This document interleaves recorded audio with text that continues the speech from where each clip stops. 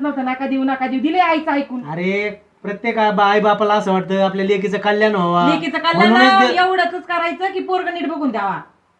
आता काय माहिती असं पुढं बावळटवानी निघन म्हणून. दलिंदर कुठलं दिलं गाड्यात टाकून गाड्या फुकण्याचा अजून काही अक्कला मेंदू त्याचा डोक्यात आहे. मामा सारखा बघितलं का म्हणलं आला ढोसून. काय झालं? काय झालं? कोणते 5 लाख येऊन आले काय तुम्ही? येऊन बघितलं अरे काही लाज बीज आहे की अहो, नाही या माणसाला? बघितलं? तिला चहा कर म्हणलं, चहा नाही केलं, गावात जाऊन चहा पिऊन आलो. मग बघितलं पिऊन कोणता आला? चहा पिले कोरा चहा. हा कोणते 5 लाख? जरा डोकं जागेवर कशाला ठेवा. आमच्या परपंचात मध्ये घोटाळा घालता शाकाला मामा?